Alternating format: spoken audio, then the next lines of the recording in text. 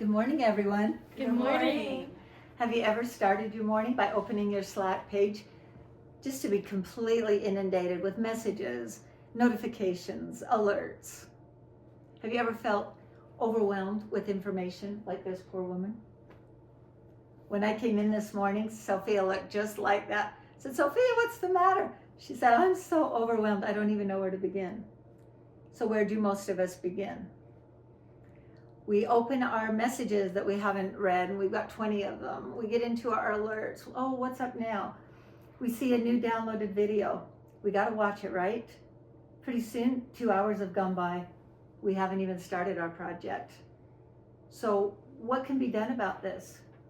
What can we do about this lack of productivity? Does it matter? And why should it matter? Why should Slack care? And how could we get to this point when the reason Slack started this business was to increase productivity? In fact, when they started, it was back in 2011. It was started by a small company called TinySpec, and they were developing a new computer game called Glitch. Well, when they were emailing back and forth trying to create Glitch, they got just frustrated. Email was slow, right? And they said there has to be a better way. So they decided we're going to create our own in-house communication system. They developed Slack. They could do everything quickly. They could see each other's messages right away. And it was the best tool that they had. Unfortunately, Glitch went under. They were a failure, but they decided our real product is Slack. Everybody needs something like this. There was a gap in the marketplace. So in 2013, Slack launched publicly. By 2018, there were over 8 million users. 2019, they went public on the New York Stock Exchange. And in 2020, Salesforce, which you probably all heard of, they acquired Slack for just a mere $27.7 billion, the most any tech company had ever been acquired for. So, what is Slack? It's a collaboration software system, and the industry is forecasted to reach $36.8 billion by 2029. It's a productivity platform for users in one centralized location where you can collaborate, you can brainstorm, communicate with each other. They have over 2,600 integrations with apps, and this includes voice messaging, video conferencing, group discussions. You can even use Dropbox, Drive, and of course, social media. But what is the competition? We have competition with Microsoft Teams. Microsoft Teams and Slack are ahead of all other competition. We own the space.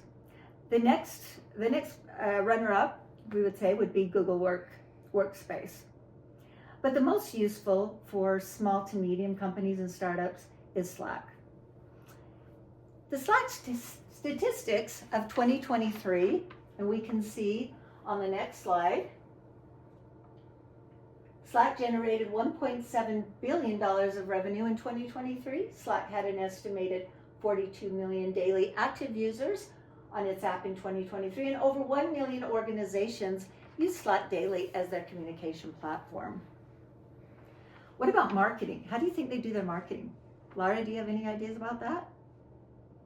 Commercials? You would think so. Don't some of the top companies do commercials, billboards? Well, Slack doesn't. They don't rely on traditional marketing. They figure that their product is their marketing. Their product is so good, their users market it. So they put out a freebie version. With that freebie version, users start using it, they fall in love with it, they like it, they share it, and they invite others to the platform. And that's how it's grown so quickly.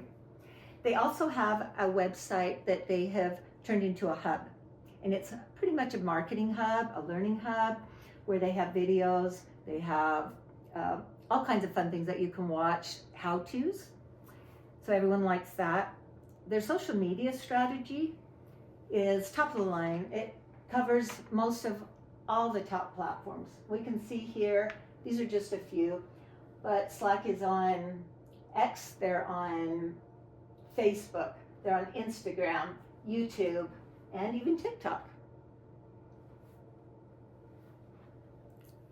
We can see too, as far as the competition goes, Slack is ahead on both LinkedIn and X. That's where we do the best. But where does Slack fall behind? Isn't that the question? So overwhelmingly, it's ranked the highest in information overload. So that is the problem. My staff and I, we decided that we were going to go out and do a survey and see, is this really true? The first question was, how much information overload is a distraction, especially with notifications? 46% answered a lot. 18% said moderate amount, and another 18% a little. The second question was, do you agree that information overload decreases productivity? Well, there we have a whopping 94% said yes. Only 6% said no. So do you agree that information overload is a problem? Yes or yes? Yes. Yes, we all agree. So what can we do about it? Right? It's a problem, but we can improve it. So what can we improve? Companies need to improve the manner in which they organize channels, communications, and the use of many Slack tools. The use of threads. Instead of these long chats, let's just use threads. Communication norms. Let's establish some norms. When do you use DMs in your channels? Let's manage notifications better. Let's get rid of those irrelevant channels. Let's use some of the Slack features as keep pinning your key messages, using bookmarks, using reminders. Let's clean it up. The other thing that Slack can also do is offer training. Let's offer training for Slack best principles. Some of that training could be done on social media.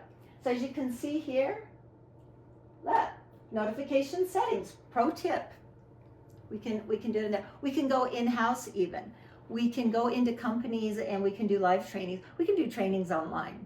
We can use Zoom, right? We can do webinars. There's a lot of ways to do training, but let's get it done. Let's just get it done. So as you can see, Slack is an incredibly impressive and successful platform, yet it can still be improved. And if we improve it, we can gain more of the market share, right? We can increase revenues, and best of all, we can make it better and more efficient for our users. And isn't that really what we want the most? So, Sophia, once you've finally cleaned up your Slack, Laura, once you've simplified and maintained Slack best practices, well, all the features that you fell in love with in the beginning, you're gonna fall in love with again. And the next time you open your Slack, you're gonna have a big smile on your face. Thank you, and you guys have a wonderful day.